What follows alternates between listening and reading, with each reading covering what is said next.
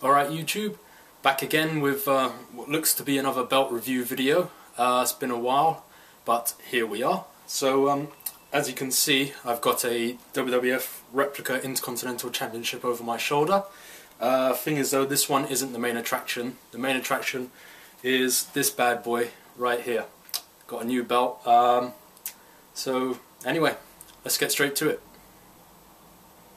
Alright, so because I've got the Intercontinental title here, the WWF one up here, you've probably already guessed what this is, but there's a bit of a nice twist to it for me and hopefully for the viewers.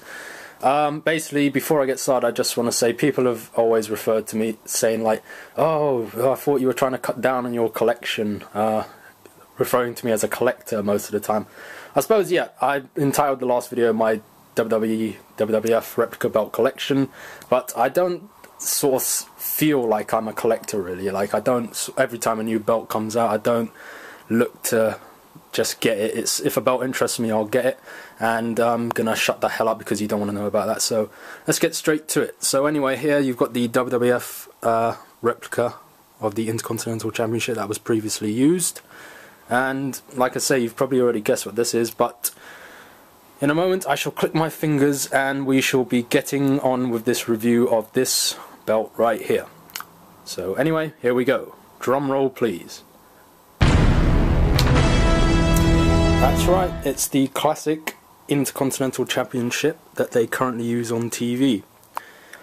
Right, so this is supposed to be a review. Anyway, I'm going to keep this WWF one here to sort of show you the differences, because these new replicas are made very differently. But anyway, let's give you a quick overview of this one. Got the WWE logo now, the scratch logo rather than the original block logo. Here you've got these sort of wing effects.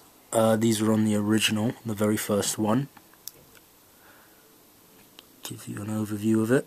Stars, Intercontinental, more stars again. Got the globe there.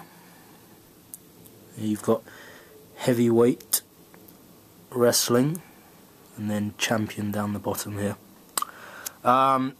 Fun fact, when Cody Rhodes recently brought this back, when was it, last year or year before, I can't even remember now, it did have a sort of nugget filler effect behind the globe and light just along all here. But that was made by J-Mar, I believe, but due to copyright issues they had to change it, and I believe it's Dave Millican who designed this one, and it does not have the nugget filler. As you can see, it's just plain. Right. Recently, when Wade Barrett won, he did a sort of backstage promo on SmackDown, and he had the J-Mar nugget-filled one in the promo. And but when he came out during the show, he had this design. So apparently, they use the nugget-filled one for off TV events and so on. But on TV, they tend to use this one. So anyway, that's just a fun fact for you. So I'll just give you another quick overview of the big medal itself.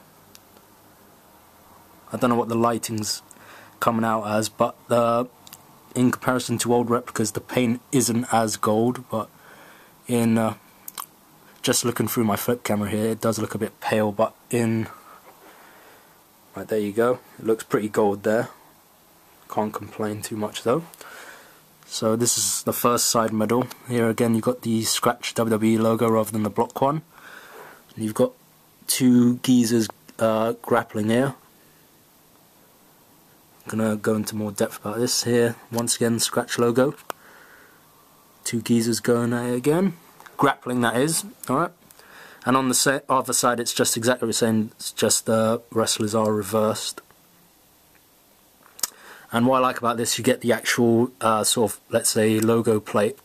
So it's got the scratch logo WWE and Intercontinental. Focus. Alright, it's not doing too well. But anyway, the main difference is, this is the old style replica.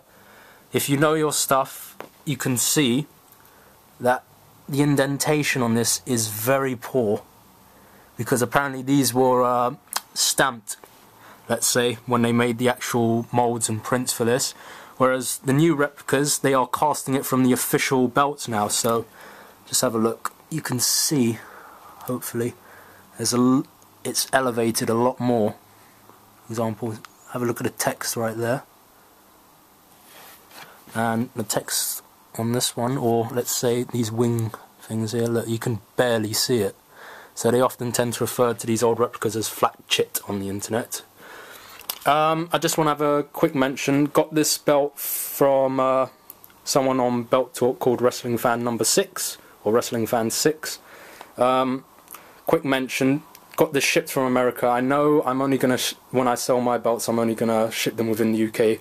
But had to pay custom charges on this, and you know, we tried to do what we could to possibly avoid that, but it was inevitable in the end. So my main reason for not shipping abroad is mainly because I don't want to screw people and have them pay more for the belts, which is ridiculous. I don't agree with that at all. It's not necessary, so I sort of bit the bullet, but don't really want to do that. What else can we say? Sorry, I've just got to think. Oh yes, dimensions. Right, I've measured this one. So this is a review, so I'll give details on anyone who wants to buy them. This is a replica. So for the height from the top of the lever to the bottom is 25 centimeters, and the overall length of it is 125 centimeters. That's a little bit shorter than this one. This one, the length from one end to the other is about 130, 131 centimeters. So a bit of a difference there. So hopefully that will have some sort of purpose for some people. Yeah, replicas. Like I say, going back, this is a stamped one, and the plates were 2mm, 2mm thick plates. This is a cast one. These, the great thing about it, they're 4mm thick. Sorry, you can tell the difference there. Look how much that stands out. This is quite brilliant. This is by far the best replica I've ever owned, or have owned, because apart from not being the real thing, it's as close to the real thing as you can get, I'd say. Even though the plates are 4mm thick, I don't really want to go digging around, but there's sort of like a lip just here, so they're hollow. They're not all solid, let's say. I hope that makes sense. So from here it sort of dips in and then goes all the way to the end and sort of dips back out at the end here. So it's not 100% solid plate. So compared to a real one, it will be a lot lighter. You can actually buy real ones now, but they're a couple of grand and so on, so I'd have to be a rich bugger before I could even consider buying one of those. This plate, the property plate, is the only one that's all the way solid. It's not hollow like the other plates. All these ones are solid, hollow as well, sorry. This is the only solid one, so there's no sort of lip on it. You got 4mm thick, and it's just solid all the way through. Rightio, the sort of surprise, or whatever I described at the start, I can't even remember what I said now. This strap, I bought this one from the US because I got it for quite a couple of £100. Don't want to say the price, but this belt has already been re-leathered. So this is the first replica belt I've got on actual leather rather than the simulated, let's say, crappy leather that these belts came on. So this has already been re-leathered, and this was re-leathered by Mike Nicolau. I hope I pronounced that right. His online handle is Papi. So he's done this. Apparently he's one of the best re-leatherers around. So he's done a fantastic job. I'm very pleased with this, so I'd give you a quick overview of that. I've seen in videos on the actual replicas that WWE sell of this belt, they have stitching right around the edge, and the tooling isn't as evident. So let's try and get a good, there you go, showcase of the tooling. I think that might be shell tooling. Goes all the way around. Sorry if it's shaky. I'm trying to do my best. My hands are generally shaky. So that goes all the way around there. I'm trying to be a bit slower because after watching previous reviews I've done, I've noticed I've gone a bit too fast, so I'll give you a good overlook of this one. So if there's anyone considering buying it, or buying one, alright. I just want to say this one's not for sale. I'm not going to sell this one, so just throw that out there in case anyone thinks about asking. Sorry, it's not for sale. On this side you've got the WWE logo in the snap box, on the male snaps here. Compared to the replica actual strap you get with it when you buy it, the logo is a bit smaller, but this one's bigger. He's done it like that. And you've got the tooling here as well in the snap box. And here he's put his signature. the Papi signature. Don't mind that because he's done a brilliant job on this. And I have to thank Wrestling Fan 6 again for willing to ship it all the way to the UK. And on the other snap box there should be another WWE logo here, but he hasn't done it, but that's minor for me, I don't mind at all. So the female snaps, tooling again, and on the end here you've got the gold tip. This comes on when you buy the replica itself on the simulated leather. I'm going to demonstrate the sort of flexibility of this leather compared to the other one, because I've always gone on about it, but now I have an actual leather strap. I'll show you that, so I'll just show you the back here. So yeah, you can tell this has been altered because there's no Figures Inc. logo, no property WWE sticker and so on. So this is an all leather backing, all the bolts are covered up, very smooth. Really love this belt. So let's just give you a close up. See, the bolts are covered up. That's all leather. So this is quite TV accurate really, in comparison to the one that they actually use on TV now, the Dave Millican version that is. So nothing much else going on there, so flip it back. I just want to give a sort of word of warning though. I don't know what the actual simulated leather straps are like when you buy the belt, the replica, but if you are getting it re-leathered, if it's painted any colour, the only problem is the paint will crack eventually. So that's sort of like, it's like a double-edged sword getting it re-leathered in white colour, but the white colour sort of complements the white paint on the logo. But anyway, getting back to my point, I don't know if you can see it, but you can see sort of paint grains here. That's unavoidable apparently. The paint will start to crack. Going back to that, sorry, you can see some paint lines here. But going back to that way back promo I mentioned earlier, when he had the JMR version, which was the original that Cody Rhodes brought back, he had that in the backstage promo, and you could see the paint in between all the spaces here. It was all brown, so that's just the case of it cracking. That's inevitable, you can't avoid that apparently. So it's a double-edged sword, like I say. I love this belt, it's great to have a re-leathered one, but there's nothing much you can do. The paint will probably crack eventually. Yeah, so there's that. So just going back to the plates, you've got the depth 4mm plates, and just say for example, you can hear my nail sort of flicking along the text there. So these are, sorry, I'm just gonna, let's see, yep, you can see the elevation there on the wrestlers in the WWE logo. There you go, that's a good indication there, and it's like that along the whole belt. Yep. Cool. And let's just show you this one for example. Like, you can barely hear my nail going across that, and hardly any elevation at all, which is very disappointing. See, hardly anything there. Flat chit as they call it. So yeah, that's about it. I'll show you the sort of flexibility of it now, and show you what it's like around my waist. Right, so here I've got the original WWF replica belt on the dodgy strap. So this is just an indication. That's the strap itself. Not much movability there, if movability is an actual word. Okay, so I'll show you the flexibility of this one now.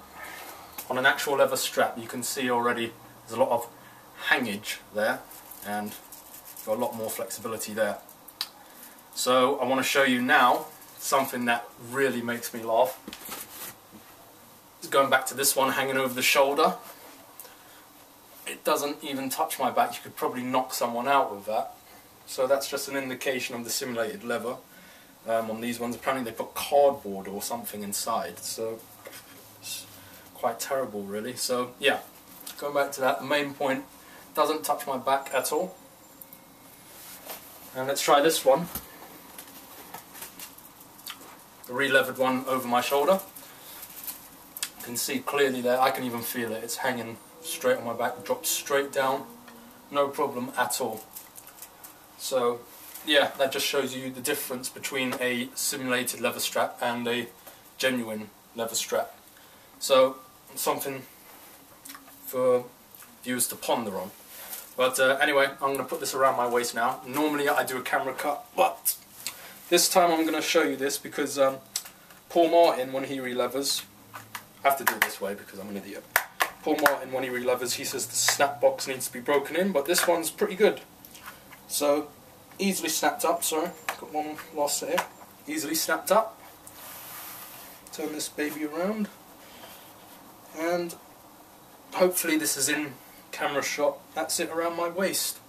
Pretty nice size, I must say, compared to the Undisputed V2 that I have at the moment.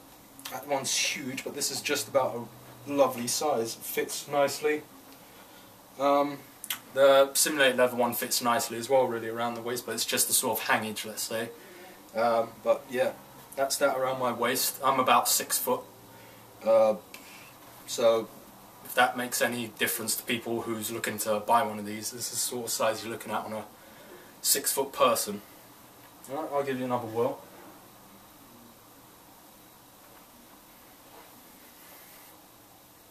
Alrighty, so that's that. Take it off.